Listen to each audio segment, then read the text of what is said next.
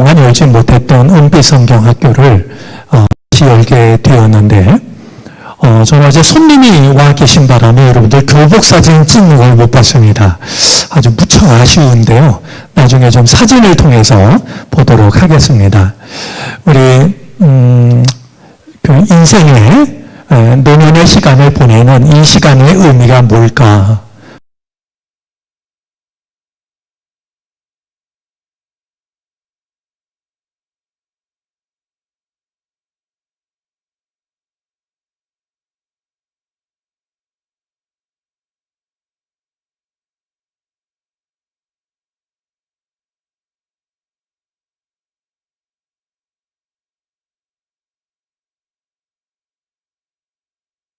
하는 생각을 하게 됩니다.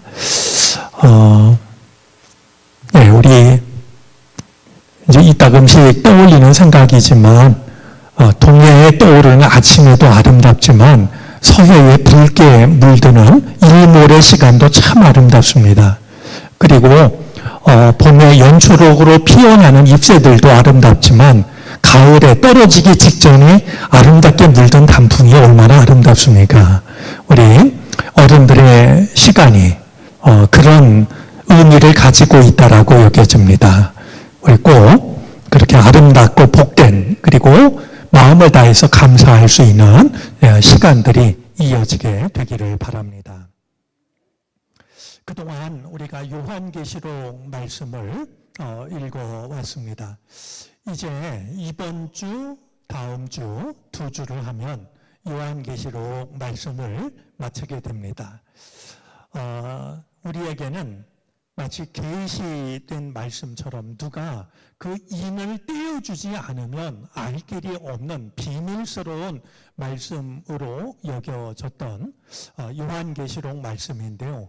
이렇게 함께 말씀을 공부하고 나누면서 이 요한계시록 말씀이야말로 이 어려운 때를 살아가는 우리들에게 굉장한 메시지를 주는 책이구나 이런 것을 생각하게 됩니다. 요한계시록이 쓰여지던 당시에 박해가 믿는 자들에게 믿음을 방해했다라고 하면 오늘날은 박해는 아니지만 전혀 다른 그 무엇인가가 예를 들면 편함을 추구하려고 하고 성공을 추구하려고 하고 또 작은 고난에도 넘어지는 이런 우리들에게 과연 이 말씀이 무엇을 의미하는가 하는 것을 돌아보게 하는 굉장히 강한 메시지를 전해주는 말씀이었다라고 여겨집니다. 우리 다음 주까지 요한계시록을 모두 마치고요. 6월 들어서면서부터는 우리 부목사님, 전도사님들이 복음의 말씀을 차례대로 이제 읽어나가면서 역시 성경 말씀을 공부하고 배우는 그런 시간을 갖게 될 겁니다. 그리고 저는 요한계시록 하기 이전으로 돌아가서 금요 기도회 때 말씀을 나누도록 하겠고 요즘 드는 생각이 우리 금요 기도회가 우리 기도의 중심축이 됐으면 좋겠다라는 마음이 있는데 좀 우리 금요 기도회의 마음을 집중하면 좋겠다라는 그런 생각이 듭니다. 그래서 다음 주까지 요한계시록하고 6월 달부터는 이제 마태복음 이렇게 다시 신약의 처음 책을 공부하게 되니까 역시 사모하는 마음으로 참석하시면 좋겠습니다. 자, 우리 오늘 말씀 역시 본문을 따라서 한번 천천히 살펴보도록 하겠습니다. 자, 오늘 9절부터 읽었는데요. 7 천사 마지막 때 7 재난, 7 대접 이야기가 나옵니다. 사실 이 말씀을 읽으면 조금 생뚱맞게 여겨집니다. 7 대접 재앙은 벌써 이제 예전에 다 이렇게 끝이 났는데 왜 새 예루살렘 성을 이야기하면서 다시 한번 7 대접 이야기가 나오는 것일까? 우리 성경을 읽으면서요, 늘 이렇게 궁금해하고 질문하고 이제 그러면 알지 못했던 의미를 만나게 될 때가 있는데요. 이유가 있습니다. 우리 17장 1절 말씀을 한번 영상으로 보겠습니다. 읽어주실까요?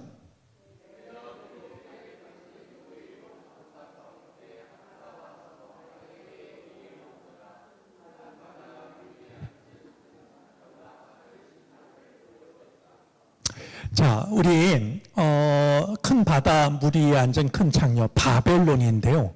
이것은 로마를 상징하고 있는 거 아니겠습니까? 로마가 정말 세상을 쥐락펴락합니다. 믿는 자들을 박해합니다.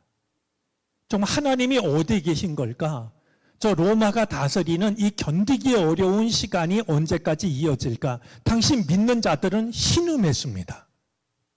그리고 절망했죠. 그런데 이제 대접 7개를 가진 7천사 가운데 하나가 와서 내가 저 큰 창녀가 받을 심판을 너에게 보여주겠다라고 이제 말씀을 시작한 것이 17장에 있습니다. 그런데 오늘 말씀을 보니까 새 예루살렘 성을 보여줄 때도 같은 천사가 같은 모습으로 나타납니다. 즉 이것은 무엇을 말하느냐 하면은요, 바벨론 성과, 즉 로마와 멸망을 당하게 될 로마와 하나님으로부터 하늘에서 내려오는 새 예루살렘 성을 비교하고 있는 겁니다. 바벨론, 로마가 이제 어떻게 되는가라고 하는 것과 하늘에서 내려오는 새 예루살렘 성이 어떠한가라고 하는 것을 극명하게 비교하기 위해서 7 대접을 가진 천사가 동일하게 나타나고 있는 것이죠. 우리 17장 3절 말씀을 보면은요, 그리고 그 천사는 성령으로 나를 휩싸서 빈 들로 데리고 갔다. 로마가 멸망하는 것을 보여주려고 빈 들로 성령이 그를 요한을 데리고 갑니다. 그런데 새 예루살렘 성을 보이기 위해서는 9절인데요. 다시 보니까 그 가운데 하나가 나에게 와서 말하기를 이리로 오너라. 어린 양의 아내인 신부를 너에게 보여주겠다 하고 나를 성령으로 휩싸서 어디로 데리고 갑니까? 크고 높은 산으로 데리고 갑니다. 그러니까 지금 이것을 보여주는 천사는 동일하지만 로마가 멸망당하는 모습을 보여주기 위해서 이 천사는 요한을 빈 들로 데리고 갔는데 새 예루살렘 성을 보여주기 위해서는 크고 높은 산으로 데리고 가는 것을 확인하게 됩니다. 이제 오늘 이 본문들은요, 이 천성, 거룩한 성, 새 예루살렘 성에 관해서 아주 중요한 내용들을 전해주고 있는데요. 먼저 이 성은 인간의 눈으로는 볼 수가 없는 곳입니다. 자, 성령께서 그를 이제 크고 높은 산으로 데리고 갔다라고 하는 것은 인간이 인간의 눈으로 볼 수 있는 성이 아니라고 하는 것. 인간이 발 뒤꿈치를 들면 혹은 인간이 노력을 하면 볼 수 있는 성이 아니라고 하는 것을 분명히 합니다. 왜냐하면 이 성은 하나님께로부터 하늘에서 내려오는 성이기 때문에 이 천성, 거룩한 성의 기원이 하나님께 있기 때문에 인간이 발 뒤꿈치를 들어서 인간이 공부를 해서 인간이 노력을 해서 볼 수 있는 성이 아니라고 말씀을 하고 있는 것이죠. 우리 9절 말씀을 보면 이리로 오너라 어린 양의 아내인 신부를 너에게 보여주겠다. 자, 어린 양의 아내인 신부, 이것이 새 예루살렘 성의 또 다른 이름입니다. 그런데요, 이어지는 말씀을 통해서도 확인할 수 있지만 오늘 이 9절 속에 담겨져 있는 어린 양의 아내인 신부라는 이 말 속에는요, 구약과 신약이 만나고 있습니다. 우리 예레미야서에도 마찬가지고요. 호세아서에도 우리 하나님과 하나님의 백성과의 관계를 혼인의 관계로 말씀합니다. 우리 신약 시대에 와서도 이제 우리가 이 계시록에 보면 그리스도의 신부라고 거듭해서 말하고 있는데요. 자, 새 예루살렘 성의 또 다른 이름인 어린 양의 아내인 신부라는 이 말 속에는 구약과 신약이 만나고 있는데, 이 말은요, 이제 우리가 이렇게 이해를 해도 좋을 것 같습니다. 지금 여기서 말하고 있는 어린 양의 아내인 신부라는 이 말은 완전한 교회를, 그러니까 새 예루살렘 성은 완전한 교회를 상징하고 있다라고 이해를 해도 좋습니다. 그러니까 이 땅의 모든 교회들이 불완전합니다. 아무리 거룩한 사람들이 모였다 할지라도 그 교회에 조금만 한 걸음 두 걸음 들어가 보면은요, 교회답지 못한 모습들이 적지가 않습니다. 그런데 오늘 지금 하나님으로부터 하늘에서 내려오는 거룩한 성, 그리고 오늘 9절 말씀대로 하자면 어린 양의 아내인 신부인 이 교회는요, 온전한 교회, 완전한 교회의 모습을 보여주고 있다 라고 얼마든지 이해할 수 있는 말씀이 되는 겁니다. 자, 그러면 이 새 예루살렘 성, 천성이라고도 부르는, 거룩한 성이라고도 부르는 이 성에 대해서 우리가 이어지는 말씀을 한번 살펴보겠습니다. 먼저 천성의 전체 모습이 11절 말씀 속에 있습니다. 그 도성은 하나님의 영광에 쌓였고 그 빛은 지극히 귀한 보석과 같고 수정처럼 맑은 벽옥과 같았습니다 라고 말합니다. 여러분, 이 새 예루살렘 성의 전체 모습은요, 그 성에 하나님의 영광이 가득한데요, 하나님의 영광의 가득함을 무엇으로 알 수 있냐 하면 오늘 11절 말씀 보니까 그 성에 영광과 빛이 쌓여 있다라고, 그 성이 영광과 빛으로 감싸여 있다라고 말씀하시는 것을 통해서 확인하게 됩니다. 왜 그 성이 거룩한 성이 되냐? 그 성에는 하나님의 영광이 가득하고 그 영광을 드러내는 하나님의 빛이, 거룩한 빛이 가득하기 때문이죠. 자, 그런데 오늘 이 11절 말씀 중에서 한 가지 좀 눈에 띄는 단어가 있습니다. 벽옥이라고 하는 단어입니다. 여러분들 이제 뒤에 보면 보석들 이름이 꽤 많이 나오는데요. 혹시 벽옥이 뭔지 아시는 분 있습니까? 벽옥이 뭘까요? 근데 그게 우리들의 관심이 아닙니다. 그거를 제가 알려드리려고 하는 것도 아니고 그것을 굳이 알 필요도 없습니다. 다만 이 벽옥이라는 말이 가지고 있는 의미는 살펴야 될 것 같은데요. 우리 요한계시록 4장 2절 3절 말씀을 한번 확인해 보겠습니다. 읽어주실까요?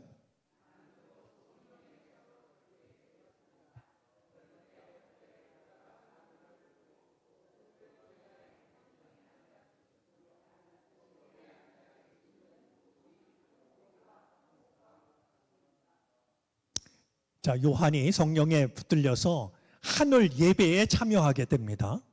놀라운 경험을 하는데요. 그때 이 요한이요, 보좌에 앉아 계신 분은 모습이 벽옥이나 홍옥과 같았다라고. 기억하실지 모르겠습니다. 홍옥이었다, 벽옥이었다 이렇게 말하지 않고 겸손하게, 내가 어찌 거룩한 하나님을 인간의 언어로 표현할 수 있겠는가 해가지고 사용한 것이 벽옥이라는 단어입니다. 그런데 새 예루살렘 성에 지금 어떤 빛이 가득한 거냐 하면 벽옥과 같은 빛이 가득한 거예요. 왜? 보좌에 앉으신 분이 벽옥과 같았기 때문에. 우리가 하나님을 믿는 사람이라고 하면 우리들 마음속에요, 하나님의 성품이 가득해야 됩니다. 나와서 예배를 드릴 때는 하나님이 내 삶의 주인이라고 하고 내 마음을 채우고 있는 것이 하나님 아닌 것으로 가득하다라고 하면 이율배반적이죠. 교회가 하나님의 영광이 가득한 곳이라고 한다면 이 교회 안에는 하나님의 성품, 하나님의 마음으로 가득해야 됩니다. 요한이 말이죠, 어쩌면 그냥 단순하게 썼을지 모르지만 하늘 예배에 참석해서 보좌에 앉으신 하나님의 모습을 보니 벽옥과 같았다라고 그랬는데, 하나님으로부터 내려오는 새 예루살렘 성에 벽옥과 같은 빛이 가득했던 거예요. 오늘 우리가 입으로 말하는 것과 실제로 우리들의 마음이 서로 다르지 않았으면 좋겠습니다. 오늘 벽옥이라는 말은 이 벽옥이 도대체 어떤 보석인가 이런 관심보다는 요한이 본 하늘 예배, 보좌에 앉으신 하나님으로부터 비추었던 그 빛이 새 예루살렘 성에도 가득 비추고 있었다라는 의미로 우리가 마음에 간직했으면 좋겠습니다. 자, 이번에는 이 천성의 외부를 말합니다. 거룩한 성의 외부를 말하는데요, 12절부터 14절까지입니다. 그 도성에는 크고 높은 성벽이 있고 거기에는 12대문이 달려 있었습니다. 자, 12대문이 있고요. 또 이어지는 말씀에 보면 12주춧돌이 놓여져 있습니다. 자, 이 거룩한 성의 외부 모습을 보니까 대문이 모두 몇 개냐 하면 12개입니다. 왜 12개가 됐냐 하면 동서남북으로 모든 문이 열려 있는데 각각 동쪽에 3개, 서쪽에 3개, 남쪽에 3개, 북쪽에 3개. 그럼 모두 몇 개가 됩니까? 네, 12개 대문이 이제 이 거룩한 성의 외부 모습을 하고 있습니다. 자, 그런데 이 12개의 대문은 오늘 말씀을 보니까 구약시대의 12지파를 상징합니다. 이제 대문이 12개라고 하는 것은 문이 많은 성 이런 뜻이 아니라 이제 구약시대에 살았던 하나님의 백성들 12지파의 이름이 적혀져 있었다라고 하는 것이죠. 자, 그런데 12절 말씀에 보니까 그 12대문에는 누가 지키고 있습니까? 12천사가 지키고 있었다라고 말합니다.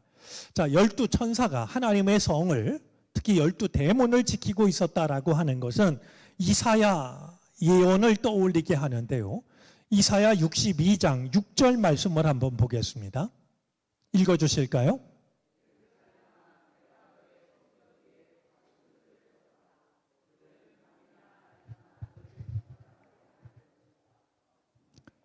네, 이제 바벨론 포로 생활을 마치고 돌아오는 이스라엘 백성들에게 하나님이 약속을 하시는 겁니다. 내가 너의 성벽 위에 파수꾼들을 세웠다. 그들은 밤이나 낮이나 늘 잠잠하지 않을 것이다. 두려운 마음으로 돌아오는 이들에게 하나님께서 성벽 위에 파수꾼을 세웠고 그들은 밤이나 낮이나 잠잠하지 않고 너희들을 지켜줄 것이다라고 약속을 하신 일이 있는데요. 예루살렘 성에, 새 예루살렘 성에도 12대문이 있고 12천사가 그들을 지켜줍니다. 자, 이번에는 12대문만 있는 것이 아니라 12주춧돌이 있습니다. 14절입니다. 주춧돌이 12개가 있는데 그 위에는 어린 양의 12사도의 12이름이 적혀 있었습니다. 자, 그렇다고 한다면 12대문이 구약시대를 살았던 하나님의 백성들이라고 한다면 12주춧돌은 12사도뿐만이 아니라 신약시대의 모든 사람들을 대표하고 있는 것을 확인하게 됩니다.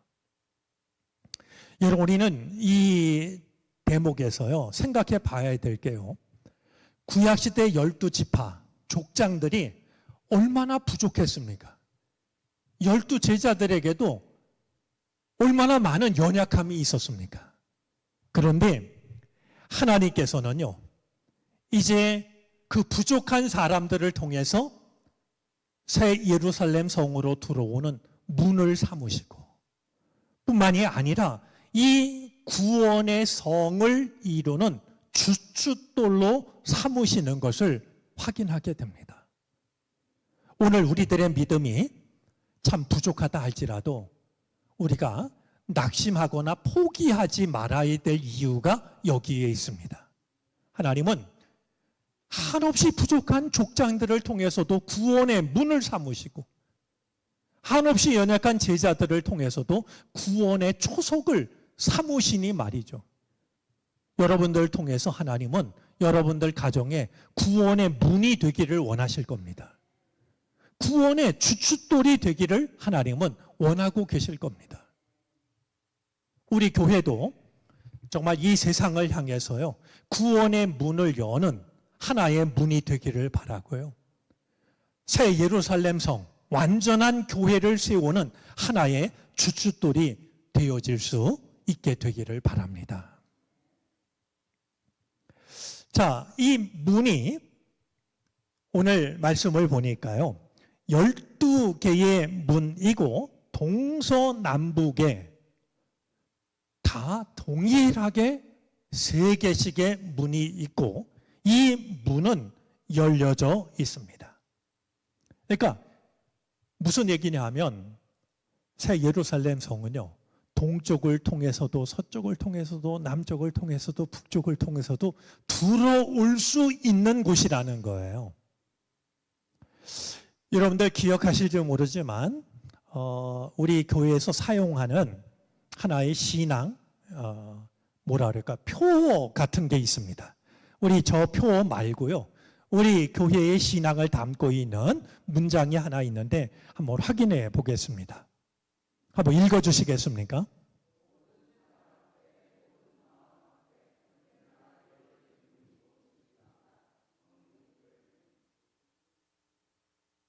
같이 신학을 공부한 친구가 가장 먼저 개척교회를 시작하게 되었을 때 제가 친구에게 주었던 마음의 선물이었습니다.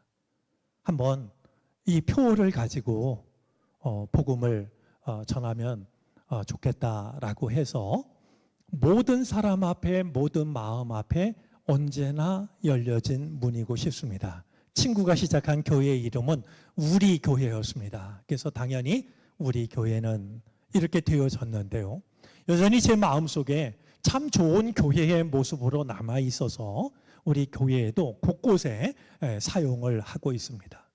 여러분, 교회는요, 동쪽으로만 열려진 교회가 좋은 교회가 아닙니다. 오늘날 정말 마음 아픈 이야기 중에 하나가요, 교회 처음 나온 사람들 중에 이런 얘기하는 사람이 있습니다. 나는 돈이 없어서 교회 못 다니겠어요. 와봤더니 예배 시간에 헌금을 해요. 선교회 모임이라고 갔더니 회비를 걷어요. 속회라고 갔더니 역시 헌금을 드려요. 근데 나는 생활이 너무나 어려워서 드리기가 쉽지가 않아요.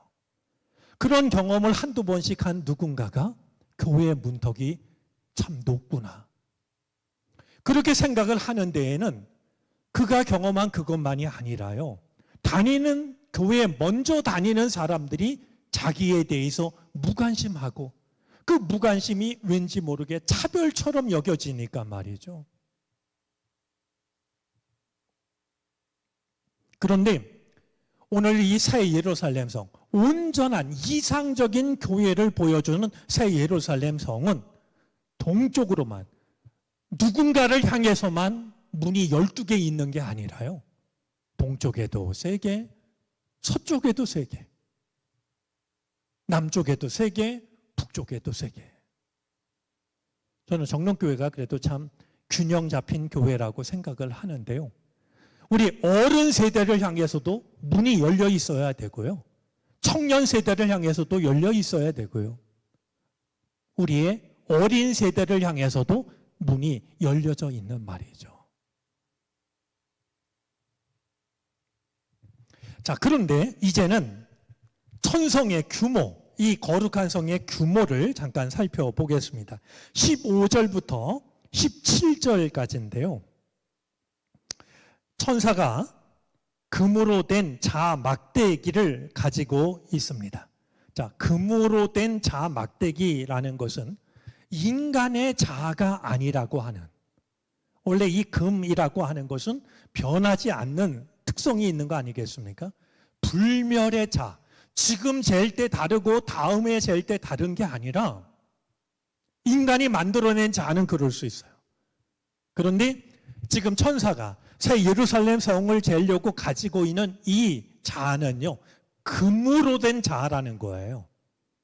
이것은 변하지 않는 하늘의 자아라고 하는 걸 떠올리게 하는데요.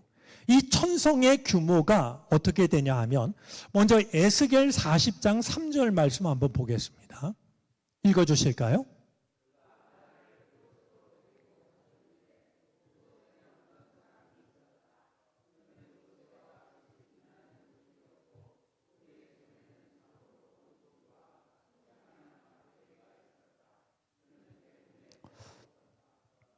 예, 이 금 막대기 자아가 우리에게 주는 귀한 가르침이 있습니다.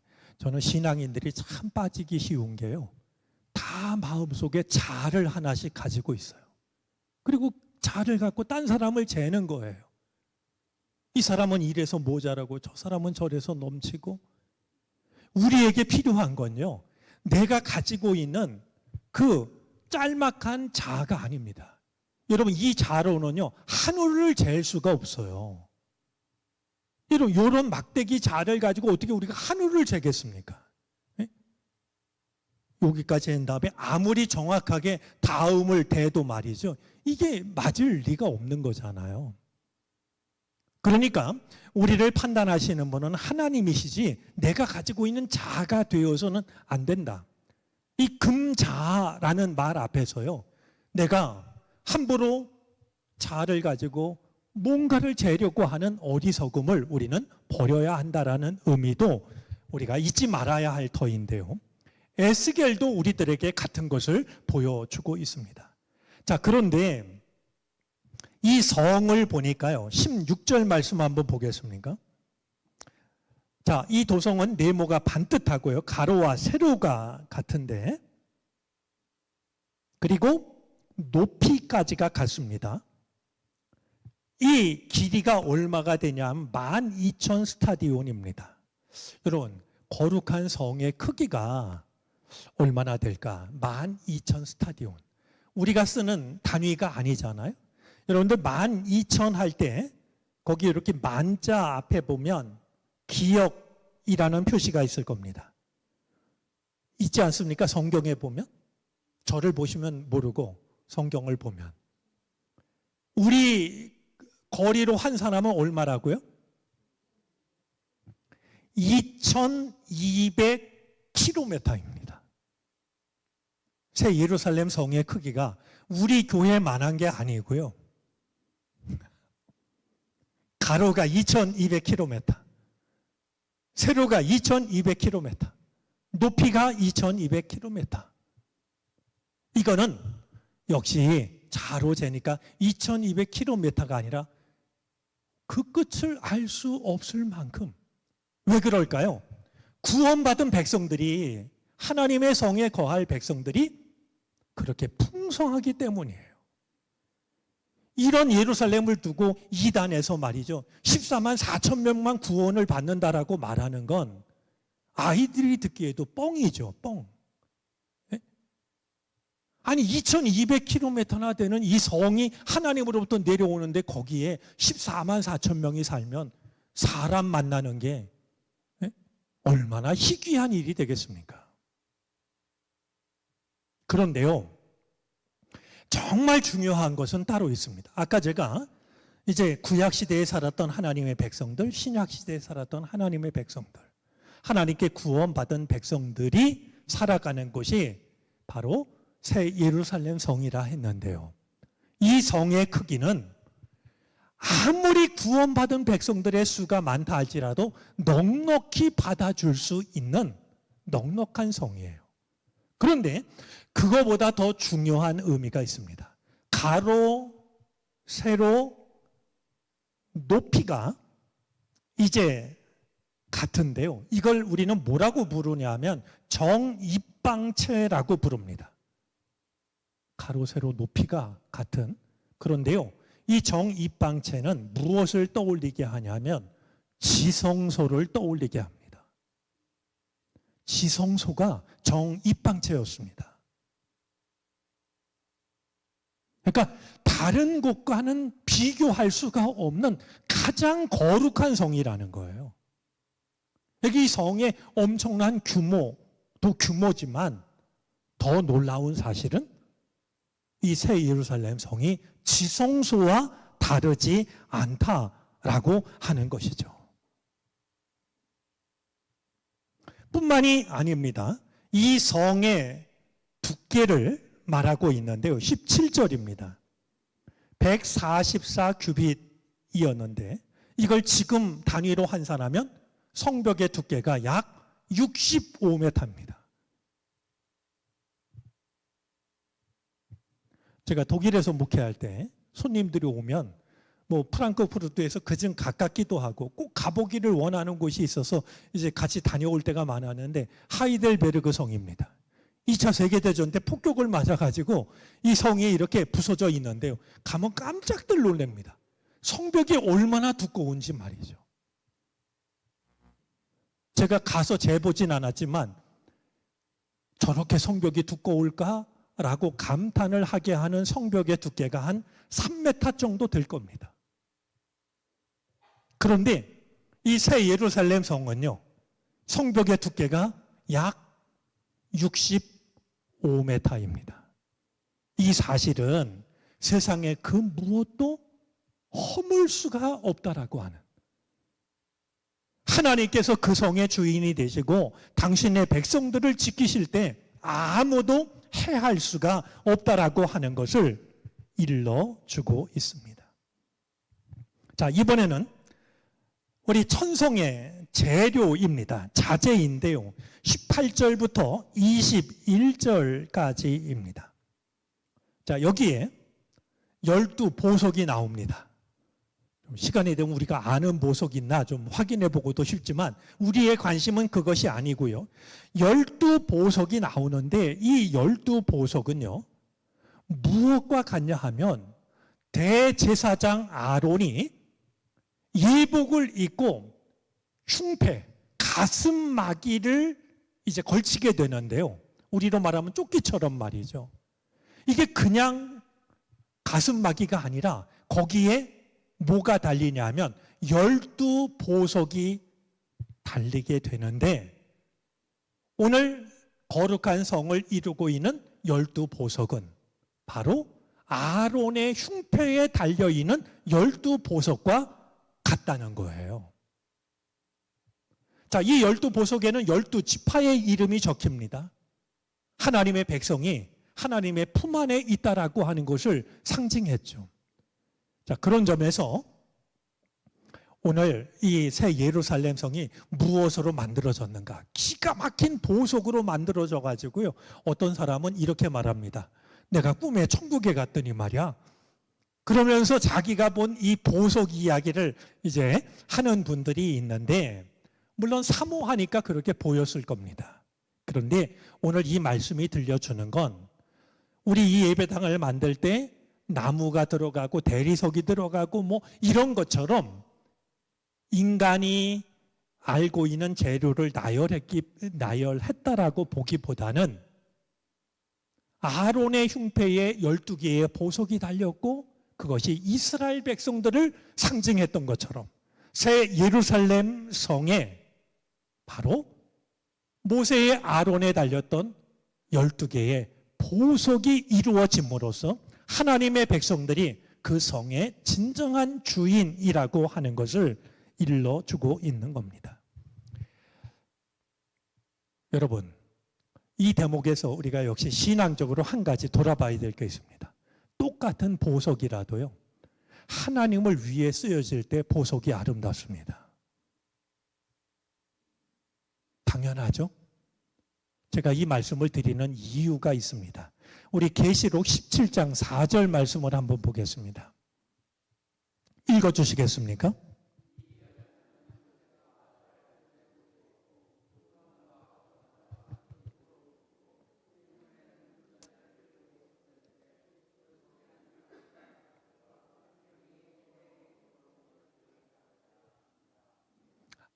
악녀도요, 악한 영도요, 자기를 그럴듯하게 보이기 위해서 보석으로 치장을 해요. 그런데 아무리 아름답게 치장한다 할지라도 그게 아름다울 수가 있겠습니까?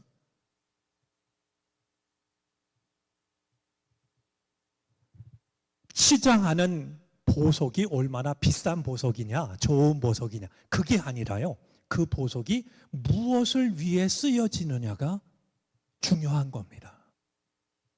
똑같은 보석인데도 악녀가 자기의 정체를 감추기 위해서 쓸 때는 추한 것이 되고요, 하나님의 영광을 위해서 쓸 때는 새 예루살렘 성을 이루는 재료가 되는 겁니다. 나의 소중한 것, 그것을 주님의 영광을 위해 쓸 수 있는 우리들이 되어지기를 바랍니다. 자, 이제 마지막으로 이 천성의 광채를 우리가 한번 살펴보겠습니다. 우리 25절 말씀 한번 볼까요? 그 도성에는 밤이 없으므로 온종일 대문을 닫지 않습니다. 그리고 이 열려진 문으로 민족들의 영광과 명예를 들여오게 됩니다. 이제는 온 세상 모든 민족이 하나님의 영광을 위하여 이 성을 찾아오게 됩니다. 그런데 27절입니다. 자, 성이 12대문이 있고 동쪽, 서쪽, 남쪽, 북쪽으로 모두 3개씩 12개의 대문이 있고 이 대문은 모두 열려져 있는데 그럼에도 불구하고 들어가지 못하는 사람들이 있습니다. 여러분, 신기하지 않습니까? 문이 동서남북으로 각각 3개씩이나 있고, 그러니까 여기가 막히면 옆문으로 들어갈 수 있고, 혹은 동쪽이 막히면 서쪽으로 가서 들어갈 수 있고, 얼마든지 들어갈 수 있을 것 같은데, 거기다가 이 대문이 닫혀 있는 게 아니라 늘 열려 있기 때문에 말이죠.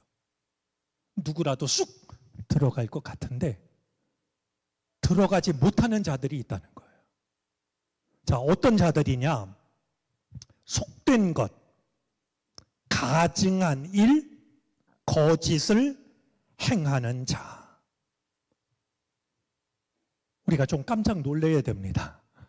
왜 그러냐 하면 우리는 우리의 마음속에는 믿는 자는 들어가고 안 믿는 자는 못 들어가는 이렇게 단순한 내용 아닐까 싶은데요. 성경은 그렇게 말하지 않습니다. 오히려 들어가는 자는 믿는 자고 못 들어가는 자는 안 믿는 자고 이렇게 말씀하시면 얼마나 쉽고 좋겠습니까? 얼마나 교회에 나오는 게 뿌듯할까요? 그런데 기준이 그게 아니고요. 속된 것, 가증한 일, 거짓을 행하는 자. 우리가 과연 이 말씀으로부터 얼마나 자유로울 수 있을까?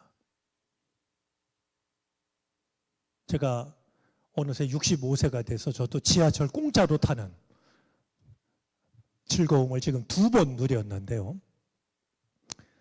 우리 이 새 예루살렘 성도 그냥 교회만 다니면, 예를 들면 65세 이상 된 사람이 공짜 티켓을 가지고 있으면 언제라도 들어가는 것처럼 말이죠. 내가 세례 증서만 있으면, 집사, 권사, 장로, 목사, 전도사 무슨 증서만 있으면 들어가는 것처럼 생각하기가 쉽지만, 오늘 성경은 이 성에 들어갈 수 있는 자와 들어갈 수 없는 자를 구분하면서 들어가지 못하는 자들, 그들은 속된 것을 여전히 가지고 있는, 그리고 가증한 일과 거짓을 행하는 자, 아무리 문이 열려 있어도, 아무리 가까이 다가올 수는 있다 할지라도 들어가지 못한다.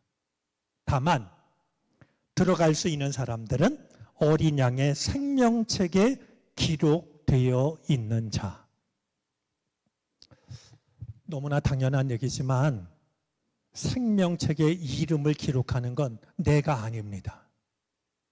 이만하면 됐겠지. 내가 결혼식에 가서 축의금 명부에 이름을 쓰듯이 내가 생명책에다가 내 이름 적는 거 아닙니다.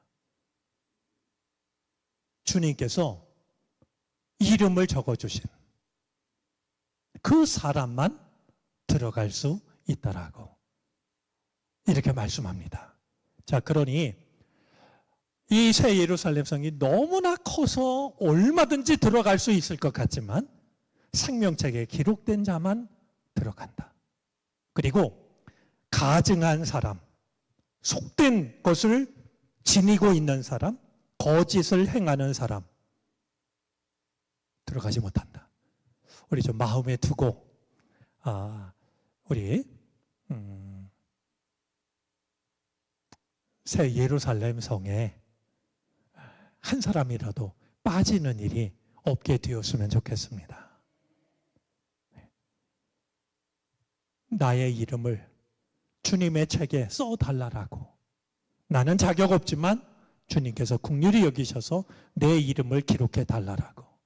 그렇게 기도하고 그 은혜를 힘입어서 새 예루살렘 성의 기쁨으로 들어가는 우리 모두가 되어지기를 바랍니다. 제가 전에도 얘기했는데요.